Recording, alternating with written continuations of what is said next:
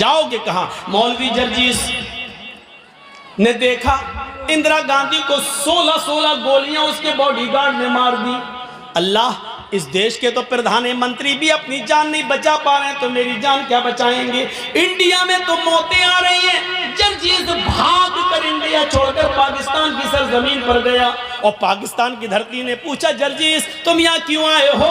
India چھوڑ کے کیوں آئے ہو؟ میں نے کہا راشٹرپتی مرتے ہیں، پردھان منتری مرتے ہیں، وہاں موتیں ہو رہی ہیں اس لیے میں آیا ہوں، یہ مسلمانوں کا ملک ہے. پاکستان کی سرزمین جواب دیتی ہے تو نے بے نظیر بھٹو کی داستان نہیں سنی ہے، جنرل ضیاء الحق کی داستان تو نے نہیں سنی ہے. اس کو اس کے دانتوں سے پہچانا گیا، جب مرا تو اس کی شکل تک نہیں پہچانی جا رہی تھی. تو نے ذوالفقار علی بھٹو کو تختے دار پر رکھتا ہوا نہیں سنا. ارے ادھر تو کم مرے انڈیا میں، پاکستان میں تو بھروسہ ہی نہیں ہے. یہاں کب کون کس کی گولی سے مار دیا جائے، پاکستان میں بھی تم محفوظ نہیں ہو. جرجیس عراق کی سرزمین پر گیا، عراق کی دھرتی نے کہا اگر یہاں زندگی کسی کو مل سکتی تھی تو صدام جیسے آدمی کو مل سکتی تھی، اس لیے کہ امریکہ کی آنکھوں میں آنکھیں ڈال کر اسی نے جرأت کی ہے، اسی نے بہادری دکھائی ہے. لیکن موت نے اس کو بھی اپنے شکنجے میں لے لیا. جب پکڑا گیا تو بنکروں کے اندر پایا گیا، داڑھی بڑھ چکی تھی، مونچھیں بڑھ چکی تھی، شکل سے پہچان میں نہیں آ رہا تھا. عراق نے کہا تم سعودیہ چلے جاؤ، وہاں تمہاری جان بچ جائے گی. جرجیس عراق کی سرزمین سے بھاگ کر سعودیہ کی سرزمین پر آتا ہے. سعودیہ کی سرزمین میں ریاض میں اترتا ہے. ریاض نے پوچھا کیوں آئے ہو؟ جواب دیا اس لیے کہ انڈیا میں مرتے ہیں، پاکستان میں مرتے ہیں، عراق میں مرتے ہیں، ایران میں مرتے ہیں، یہاں اس لیے آئے کہ میری جان بچ جائے. ریاض کی سرزمین نے کہا یہاں پر بھی جان نہیں بچے گی، اس لیے کہ دیکھو شاہ فیصل کو اس کے بھتیجے ہی نے مرڈر کر دیا، اس کے بھتیجے نے مار ڈالا، بعد میں اس کو بھی قتل کیا گیا. ہاں یہاں پر بھی بادشاہوں کا مرڈر ہوا، قتل ہوا. اگر تمہیں اپنی جان بچانا ہے تو مکے میں چلے جاؤ، وہاں جناب محمد رسول اللہ پیدا ہوئے تھے، شاید وہاں جان بچ جائے. جرجیس مکے میں جاتا ہے، مکے کا نظارہ دیکھ کر خوش ہو جاتا ہے. جیسے اندر گھستا ہے اس کو طواف کرنے کا موقع ملتا ہے. ابھی اس نے خانہ کعبہ کے ساتھ چکر لگائے تھے، ابھی مقام ابراہیم پر 2 رکعت نفل نماز پڑھی تھی، ابھی دعا مانگی رہا تھا، ابھی صفا مروہ کے چکر لگا ہی رہا تھا. اتنے میں اذان کی آواز آتی ہے، اذان کے لیے نماز پڑھی آتی ہے. جرجیس نماز پڑھنے لگا، خوش ہے آج ایسی بستی میں آیا ہوں جہاں محمد رسول اللہ پیدا ہوئے، یہاں میری جان بچے گی، یہاں کبھی موت نہیں آئے گی. جرجیس نے جب ظہر کی نماز پڑھ کے سلام پھیرا، امام حرم نے نماز پڑھا کر سلام پھیرا، السلام علیکم ورحمت اللہ. مؤذن کھڑا ہوتا ہے، کہتا الصلاۃ علی الاموات، کچھ جنازے آئے ہوئے ہیں، آپ رکیے، ان جنازوں کی نماز جنازہ پڑھی جائے گی. میرے بھائیوں، جرجیس نے سب سے زیادہ جنازے مکے ہی میں دیکھے ہیں. ظہر میں جنازے کی آواز، عصر میں جنازہ پڑھا جا رہا ہے، مغرب میں جنازے پڑھے جا رہے ہیں، عشاء میں جنازے کی نماز جنازہ ہو رہی ہے، مغرب میں نماز جنازہ پڑھا جا رہا. اللہ، اتنی موتیں تو ہم نے انڈیا اور پاکستان میں بھی نہیں دیکھی. یہاں تو سب سے زیادہ ہر نماز میں 5-6 جنازے آ رہے ہیں. لوگوں نے کہا تمہیں اپنی جان بچانا تو مدینے چلے جاؤ. مدینے جاتا ہوں، مدینے کی سرزمین پر ابھی عصر یا مغرب کی نماز پڑھنے کا موقع ملتا ہے. آواز آتی ہے کیوں آئے ہو؟ جان بچانے کے لیے. اگر اس ہستی دنیا میں کسی کی جان اگر بچی ہوتی تو آج صاحب قبر موجود نہ ہوتا، آج اس روضہ اقدس کے اندر محمد رسول اللہ کی قبر نہ ہوتی. اس قبر کے اندر اللہ کا سب سے زیادہ لاڈلا، اللہ کا سب سے زیادہ پیارا، اللہ کا سب سے زیادہ محبوب بندہ اس قبر میں موجود ہے.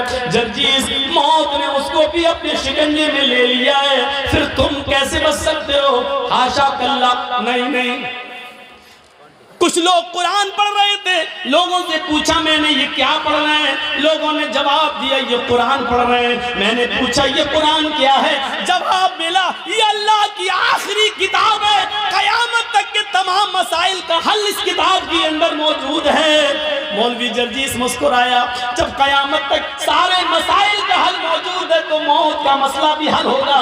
یہ کتاب ہمیں ہمیشہ زندہ رہنے کا بھی طریقہ بتائے گی. جرجیس نے بھی وضو بنایا اور قرآن لے کر بیٹھ گیا. نیت تو یہ تھی کہ زندگی بھر زندہ رہیں, کبھی موت نہ آئے, قرآن میں ایسی آیت مل جائے. لیکن جرجیس جب قرآن پڑھ رہا تھا تو قرآن نے بھی ڈنکے کی چوٹ پر اعلان کر کے کہہ دیا, اینما تکونوا یدرککم الموت ولو کنتم فی بروج مشیدہ.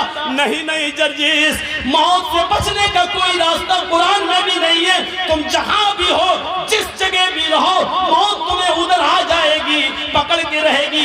چاہے پہاڑوں کی کوہ میں چلے جاؤ, سمندر کی تاریکیوں میں چلے جاؤ, آسمان کی بلندیوں پر کمند ڈال دو, چاند پہ رہنے لگو یا سورج تک پہنچ جاؤ, کہکشاؤں تک پہنچ جاؤ, انترکش تک پہنچ جاؤ, کہیں بھی چلے جاؤ, جہاں تم جا رہے ہو موت تمہارے پیچھے پیچھے جا رہی ہے. قل ان الموت الذی تفرون منہ فانہ ملاقیکم. تم جس موت سے بھاگ رہے ہو بھاگ نہیں سکتے. تم جہاں کھڑے ہو وہی موت تم سے ملاقات کرنے کے لیے, وہ تم سے زیادہ تیز اسپیڈ میں دوڑ رہی ہے, وہ تم سے زیادہ تیز اسپیڈ میں آ رہی ہے, وہ تم سے زیادہ تیز اسپیڈ میں تمہارا سفر کر رہی ہے. تمہارے پاس آ کر رہے گی, تمہیں اپنے شکنجے میں لے کر رہے گی, تم سے مل کر رہے گی. فَإِنَّهُ مُلَاقِيكُمْ, وہ تم سے ملاقات کر کے رہے گی. ملاقات کس کو کہتے ہیں؟ السلام علیکم. وعلیکم السلام. آپ نے ہم سے ہاتھ ملایا, ہم نے آپ سے ہاتھ ملایا, آپ نے ہم کو دیکھا, ہم نے آپ کو دیکھا, یہ ہے ملاقات. آپ نے میری آنکھوں میں آنکھیں ڈالی, ہم نے آپ کی آنکھوں میں آنکھیں ڈالی, یہ ہے ملاقات.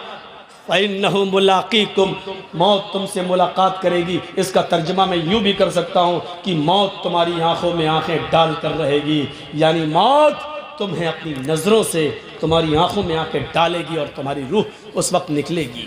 وَأَنْتُمْ حِينَئِذٍ تَنْظُرُونَ, اپنی آنکھوں سے دیکھو گے. روح نکالنے والے فرشتے کو جب روح نکال رہا ہوگا, وہ نکال کے لے جا رہا ہوگا.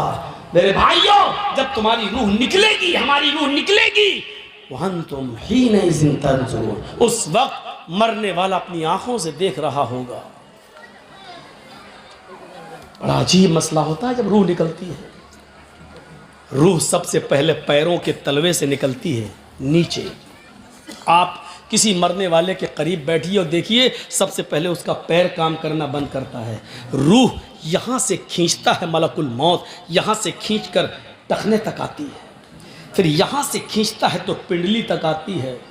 والساق بالساق, پنڈلیوں سے پنڈلیاں ٹکرا جاتی ہیں اور نیچے کا دھڑ کام کرنا بند کر دیتا ہے. پھر یہ روح کھینچتا ہے تو گھٹنے تک آ جاتی ہے, گھٹنے کے نیچے کا حصہ بیکار ہو جاتا ہے. پھر روح کھینچتا ہے تو ران تک آ جاتی ہے, ران سے نیچے کا حصہ بے جان ہو جاتا ہے. پھر روح کھینچتا ہے تو سینے تک آ جاتی ہے اور سینے سے نیچے کا حصہ بیکار ہو جاتا ہے. پھر روح حلق تک آ جاتی ہے, حلق تک آ جاتی ہے اور حلق سے نیچے کا حصہ بیکار ہو جاتا ہے.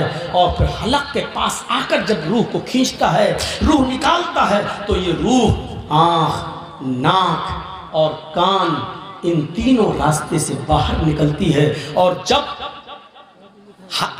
ناک اور کان کے راستے سے نکلتے ہوئے آنکھوں تک پہنچتی ہے تو آنکھیں پھٹ جاتی ہیں. اور آپ دیکھیے گا, مرنے والا جب مر رہا ہوگا تو اس کی آنکھیں کھلی رہ جاتی ہیں. کیوں؟ قرآن کہتا ہے اس لیے کھلی رہ جاتی ہیں کہ وَأَنْتُمْ حِينَئِذٍ تَنْظُرُونَ, اس وقت وہ روح نکالنے والے ملک الموت کو اپنی آنکھوں سے دیکھ رہا ہوتا ہے. اور یہ دیکھ رہا ہوتا ہے کہ میری روح کو لینے والے رحمت کے فرشتے آسمان سے آئے ہیں یا عذاب کے فرشتے آسمان سے آئے ہیں, میری روح کو جنت کے فرشتے لے رہے ہیں یا ملک الموت کے ہاتھوں سے میری روح کو جہنم کے فرشتے لے رہے ہیں. وہ اسی دنیا میں دیکھ لیتا ہے کہ میری روح کو لینے کے لیے جہنم کے فرشتے آئے ہیں, جنت کے فرشتے. بہت آسان ہے. ہم لوگوں میں سے کتنوں کے ماں باپ اس دنیا میں نہیں ہوں گے, کتنوں کی ماں اس دنیا میں نہیں ہوگی, کتنے کے ماں باپ اس دنیا میں نہیں ہوں گے. ذرا سوچئے, وہ اس دور سے گزر چکے ہیں, اب وہ دور ہمارا بھی آنے والا ہے, آپ کا آنے والا ہے, ہمیں بھی اس دور سے گزرنا ہے.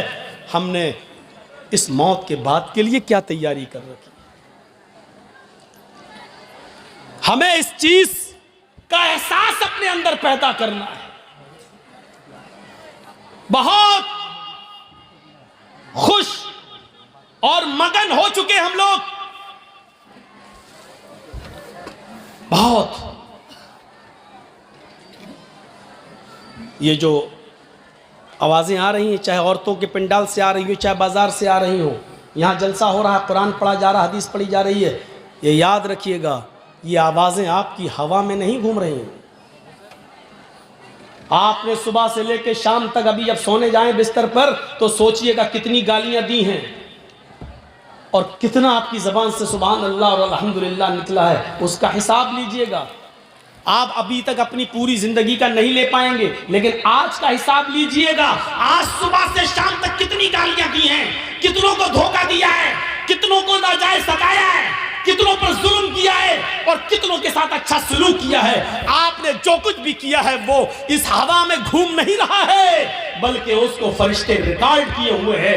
اچھا کیا تو دائیں ہاتھ کے فرشتوں نے ریکارڈ کر رکھا ہے، برا آپ کی زبان سے نکلا تو اس کو بائیں ہاتھ کے فرشتوں نے ریکارڈ کر لیا ہے. وہ اس ہوا میں ہے نہیں.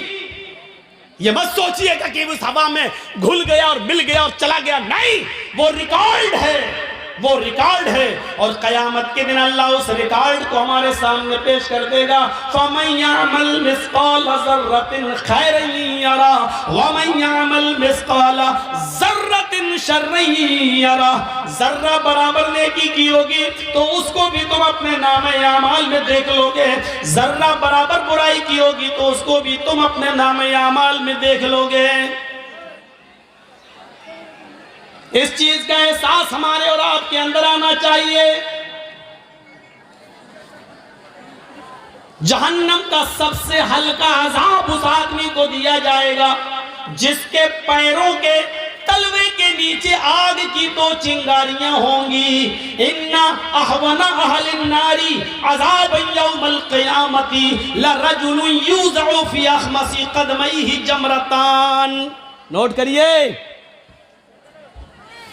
ان احون اہل النار، سب سے ہلکا عذاب اس آدمی کو ہوگا، یعنی دنیا میں جس نے سب سے کم گناہ کیے ہوں گے، اور اس کو جہنم میں سب سے ہلکا عذاب دیا جائے گا.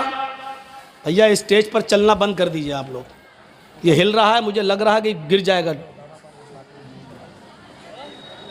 بند کریے آپ اور اصول بدلیے. جس کو چاہے اسٹیج پہ بٹھال دیا، پینٹ شرٹ آئی ٹائی اور کھینی والے سب اسٹیج پہ بیٹھے ہوئے ہیں. بن گئے سب مودی کے باپ، اسٹیج پہ بیٹھ گئے، بہت عزت ہو گئی. اور یہاں بیٹھ کے دھم دھم دھم دھم دھم دھم اور کر رہے ہیں.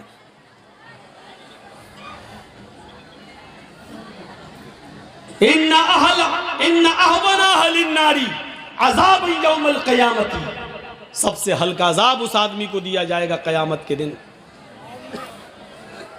لَرَجُلٌ يُوضَعُ فِي أَخْمَصِ قَدْمَيْهِ جَمْرَتَانِ، جس کے پیروں کے تلووں کے نیچے آگ کی 2 چنگاریاں رکھ دی جائیں گی. چنگاری، کبھی بیڑی پیے ہو؟ ہاں وہ تو بہت لوگ ہوں گے ایسے. مولانا صاحب کسی کو کھڑا کر کے پوچھو کہے گا ہاں ہاں ہاں مولانا صاحب غلطی ہو گئی آئندہ نہیں پئیں گے، لیکن ابھی تو کہے گا ہاں پیتے. چنگاری دیکھی آپ نے؟ ایک آدھ چنگاری اٹھتی ہے. انگارے کی بات نہیں کر رہا ہوں میں، انگارہ تو اتنا بڑا ہوتا ہے، کوئلہ آپ نے جلایا وہ انگارہ ہے، وہ تو بہت بڑا ہو گیا ہے. آگ کی 2 چنگاری 2 پیروں کے نیچے، ان تلووں کے نیچے رکھ دی جائے گی. یہ کون آدمی ہوگا معلوم ہے؟ جس نے سب سے کم گناہ کیے ہوں گے اور دنیا جہنم میں جس کو سب سے ہلکا عذاب ہو رہا ہوگا. ہم لوگوں نے سب سے کم گناہ کیے ہیں، یہ تو بعد ہی میں پتہ چلے گا کم کیے کہ زیادہ کیے. 2 چنگاریاں رکھی جائیں گی اور ان دونوں چنگاریوں کا حال کیا ہوگا؟ یغلی منہما دماغہ، ان دونوں چنگاریوں سے اس کا دماغ کھول رہا ہوگا ہانڈی کی طرح. جیسے گوشت ابلتا ہے نا، ہانڈی میں آپ گوشت رکھ دیجئے اور تھوڑی دیر کے لیے آگ پر رکھ دیجئے، اس کے بعد دیکھیے ہو آواز آتی ہے نا چولہے پر آواز. یغلی منہما دماغہ، ان دونوں چنگاریوں سے اس کا دماغ کھول رہا ہوگا. یرا انہ اشد عذابا، وہ سمجھ رہا ہوگا پوری جہنم میں سب سے زیادہ سخت عذاب مجھے کو دیا جا رہا ہے. 2 چنگاریوں کی وجہ سے وہ کیا سمجھے گا کہ مجھے سب سے زیادہ سخت عذاب دیا جا رہا ہے، حالانکہ اس کو سب سے ہلکا عذاب ہو رہا ہوگا. لیکن وہ یہ سمجھے گا کہ پوری جہنم میں سب سے زیادہ سخت عذاب مجھے دیا جا رہا ہے، سب سے زیادہ سخت عذاب. یہ تو سب سے ہلکا عذاب ہو گیا. اب اللہ جانے سب سے ہلکا عذاب کس کو ملے. کون ہو جس نے سب سے کم گناہ کیے؟